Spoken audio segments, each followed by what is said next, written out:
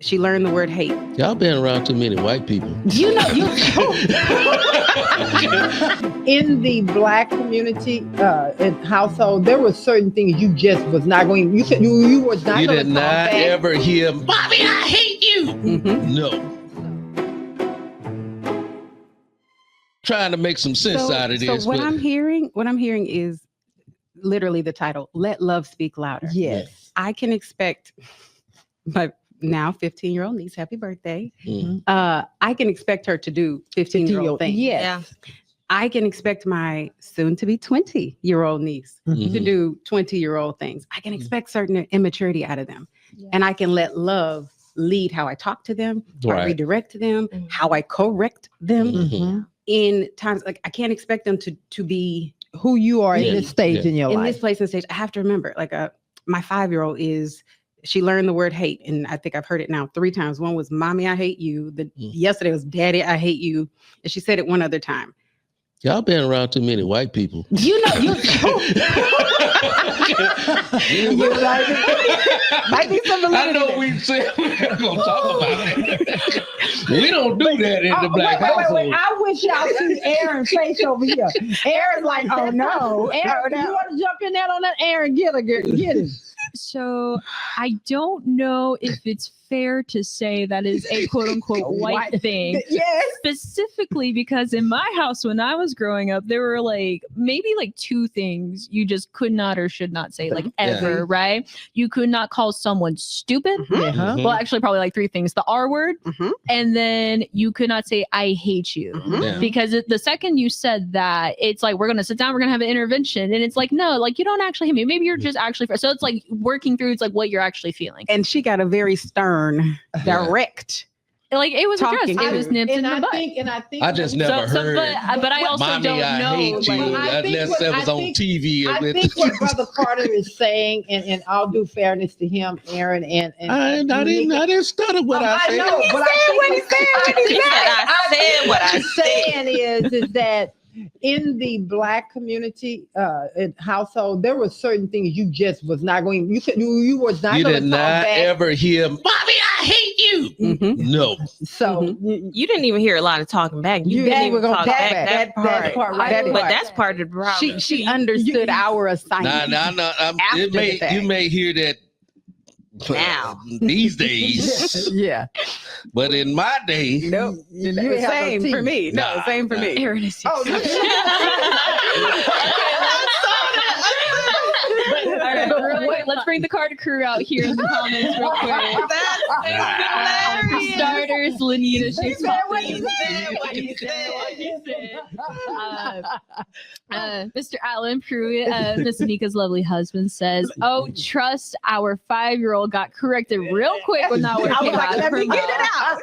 out. And apparently, I'm the exception. I love us, Carter Cruz. But no, but Bella got to So say yeah, something. I wanted to say when it comes to different cultures and different households, you will see that a lot of times there's a stereotype of the white family being the most lax on their children Yeah. versus other ethnicities being very stern, very strict. So I think respectful. yeah. Okay. And Well, maybe okay, You can I go will ahead and bring say out why you're saying that because you're. She come from the blended family. Yes, go ahead. You want to So, well, I will say I'm very into psychology and true crime, so I study that whenever I can. But you'll see within Asian households, it's very stereotypical that they want their children to be doctors. They want them to excel in certain music, and they become very strict and overbearing. That's a stereotype. That is not a stereotype that you see very much in the white household. I would say not that it doesn't exist at all. That's not what I'm saying. But you see those stereotypes. And then in that freedom of expression. and then thing. in Muslim households, they're also very strict. You'll see that as well. Hispanic households, you can see they can also be very strict. It just depends on where you are. So as a Colombian and a Black woman, that I've seen both sides of that, both sides of the strictness when it comes to the what's it called? Hispanic culture and the Black culture. Mhm. It's just something I did not see very much with my white friends. Mhm. So Okay. when it came to a childhood, looking at all of my friends and the way their parents treated them, I saw in different ethnicities, it was very, it Different. was different. Yeah. Yeah. See, you see it in our culture, you got mad with your parents, but you didn't outwardly just show that. You didn't get to go to your room and slam your door.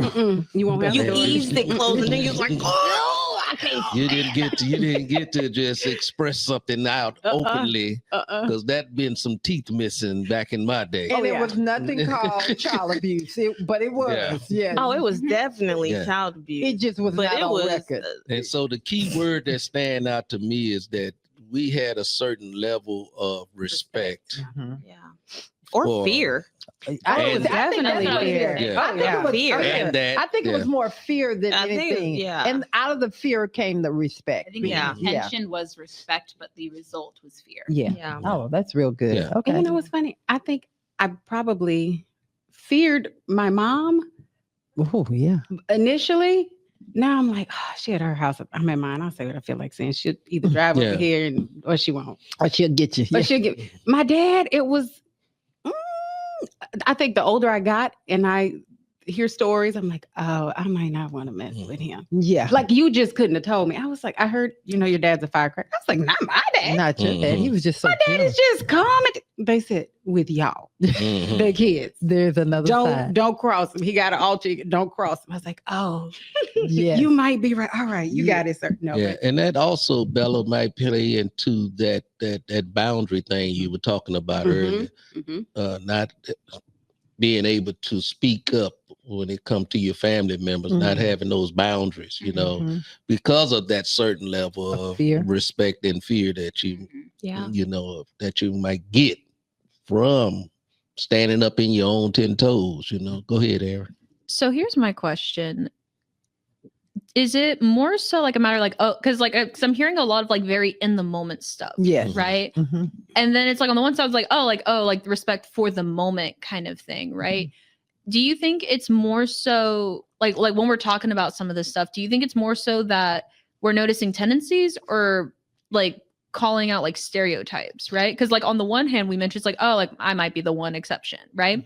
But on the other hand, and even kind of like just the broader umbrella of racism, right? Right. Good or bad stereotypes, right? It's like, oh, there's like the super studious like Asian community and the super outspoken Black community, things like that, right? But then like at what point when we're discussing it, is it more so a matter of like talking about the tendencies and things within that culture? Because we're sitting here and saying like, hey, we're like the holy rollers, the ones who think they're better than thou to the point that they're not relatable.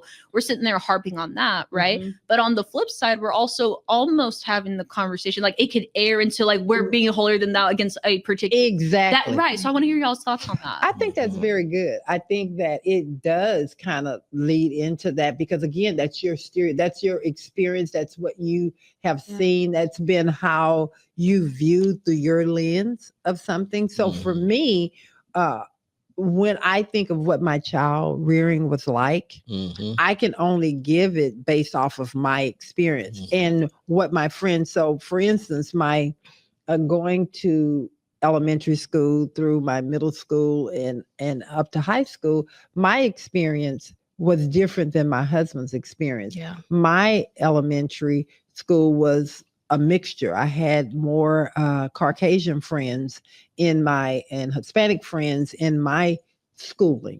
So I was more accepting. I knew more. It was more relatable. Where my husband's, his rearing in his middle school and all elementary and all of that was more of African Americans, the ones that he Central High, the first African American takes to school. Yeah, so that's what he saw. That's what he knew. That's where the house he came from. And even when he went outside of the house, it was still familiar. Okay, so then his experience is going to be based off of what what's familiar to him. Where mine will be based off of what's familiar to me and yours. So I'm going to ask you, Sharina. Same. I mean, like I'm with Brother Carter. My high school was like just predominantly Black kids. So like my experiences, even. But go back further than high school? Middle school and elementary school. Okay. You know, Okay. I'm from Connecticut, so it's really small. Like Connecticut can fit inside of Houston. That's how small it is. So, so when I all through elementary, middle, high school is predominantly Black. We had white teachers, and then I've experienced racism with white teachers. And it's just like when I went to the military, that was when I was like immersed in different ethnicities. A lot of it was just like, oh, and even with Black people, different cultures. Like I met people from the South, and I was just like, you know, I'm from the East Coast, and I was just like, I don't know what they saying right now. I was like, I just felt so out of the loop, but it was like so intriguing for me to want to learn more. Like if I was closed off and only wanted to stay in my bubble and be like, oh, you're from the East Coast, I'm from the East Coast, let's just stay connected. But I was able to immerse myself and connect with people that had different cultures, different races to learn more. Because I was in a place where I was like, I want to learn because I don't want to be stuck in a bubble. This is all I know, so this has to be right. I don't want to put a cap on my experience. So, and then living in different, I lived in Germany, I lived in Italy, so being immersed in those environment, and you know, Germany is predominantly white. So being in that environment, it brought me into a new culture. So it was just like I wanted to learn and grab hold of it as much as possible. Did that answer your question, Aaron? How did that help? But to answer your question, Aaron, I think it is stereotypical as well, you know, because we base that on our lenses, like they all were saying. You can only speak of what you've seen, what you've heard, what you know. And so sometimes, and most of the time, it's a stereotype of way of thinking. It comes off from every angle, every ethnicity. Yeah, that word right there. It comes from all angles, you know, because that's all you know at the moment until you get to a place where you can see more, you know. And so based on when I was saying, you met around a lot of white people, that's stereotypical thinking, because that's all it's stereotype, but it's also a reality in my mind, because I never seen a kid in a Black home say, I hate you, mom. I hate you, neither. And I had to make that a teachable moment. But funny thing is, I had to let love speak louder in that moment. And the reason, and the first thing I said to her when she said it, she's standing on the footboard of our bed. I'm greasing her eczema. I said, hey, I heard what you just said, and I still love you. I wanted to make sure she heard me say, even though you did something I don't like, something that's disrespectful, something that's wrong, I love you first. Then the stern talking to came. I wanted to make that a teachable moment for her to know there are going to be times in life where you're going to do something I don't like, something that's out of line, off color, off brand, disrespectful. And I want you to know I'm always going to love you first. As your mother, I've been with you since conception, since the first puke. Like, I'm not going anywhere. I love that you pointed that part out, because that's so important, because she's expressing based off of what she heard, her experience, what she's seen, or what she's heard someone else say, you know. So then you took the opportunity in that moment, and we all need to make sure in the moment we are making, we're not so much into our own feelings, but we're seeing that person. You took the opportunity to say, I heard what you said, I love you, but that's not okay.